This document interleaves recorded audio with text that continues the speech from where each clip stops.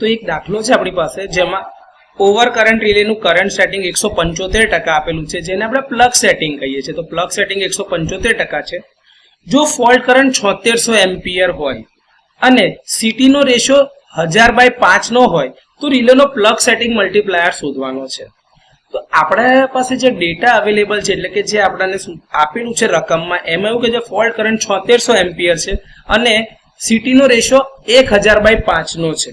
તો હવે જે ફોલ્ટ થાય છે એ તો પ્રાઇમરી તરફ થાય છે અને તમારી રિલે જે છે એ સેકન્ડરી તરફ લાગેલી છે.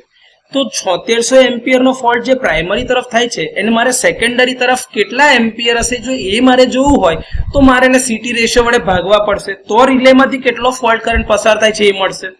તો હવે રિલેમાંથી પસાર થતો ફોલ્ટ કરંટ જે શોધવો હોય તો એ શું થાય કે ભાઈ ફોલ્ટ કરંટના છેદમાં CT નો રેશિયો. તો ફોલ્ટ કરંટ 7600 એમ્પિયર આપ્યો છે અને CT નો રેશિયો 1000/5 નો છે. તો 7600 × 5 ના છેદમાં 1000 તમે કરો એટલે તમને 38 એમ્પિયર મળશે. હવે પ્લગ સેટિંગ તમને 175% આપેલું છે, એનો મતલબ એ થાય કે 5 એમ્પિયરના 175% જેટલો કરંટ જશે તો પણ રિલે ઓપરેટ થશે નહીં. પરંતુ જો એના કરતા થોડોક બી કરંટ વધી જશે તો રિલે તરત ઓપરેટ થશે અને એના આધારે એનો પિકઅપ કરંટ શોધાય છે. તો હવે મારો પ્લગ સેટિંગ જે છે એ છે 1.175% અને 5 એમ્પિયર સેકન્ડરી કરંટ છે. તો મારું પ્લગ સેટિંગ કેટલું થશે તો કે ભાઈ 175/100 × 5 કરી એટલે 8.75 એમ્પિયર મળે. આ 8.75 એમ્પિયર ને રિલેનો પિકઅપ કરંટ કહેવાય છે.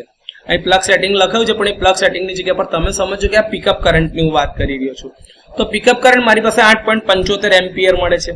હવે એના પરથી મારે રિલેનો પ્લગ સેટિંગ મલ્ટીપ્લાયર શોધવાનો છે. તો પ્લગ સેટિંગ મલ્ટીપ્લાયર એટલે કે રિલેમાંથી પસાર થતો એકચ્યુઅલમાં અત્યારે કેટલો ફોલ્ટ કરંટ જાય છે સેકન્ડરી સાઈડ પર એ છેદમાં એનો ઓપરેટિંગ કરંટ એટલે કે પિકઅપ કરંટનો રેશિયો.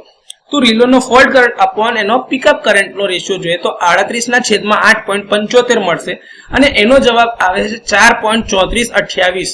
તો આ જે તમારો પ્લગ સેટિંગ મલ્ટીપ્લાયર જે છે આ રીતે ગણાશે. હવે જો તમારી પાસે ટાઈમ ડાયલ સેટિંગ આપેલું હોય રિલેમાં અને તમારે એનો ટાઈમ ઓફ ઓપરેશન ગણવો હોય તો સૂત્રની અંદરમાં તમારે પ્લગ સેટિંગ મલ્ટીપ્લાયરની કિંમત મૂકવી પડશે અને ટાઈમ ડાયલ સેટિંગને પણ મૂકવો પડશે. તો એના આધારે રિલેનો ટાઈમ ઓફ ઓપરેશન પણ ગણી શકાશે. તો આ રીતે ઓવર કરંટ રિલેની અંદરમાં પ્લગ સેટિંગ મલ્ટીપ્લાયર શોધી શકાય અને જો જરૂર પડે તો ટાઈમ ડાયલ સેટિંગ આપેલું હોય અને સૂત્ર આપેલું હોય તો તમે ટાઈમ ઓફ ઓપરેશન પણ ગણી શકો છો.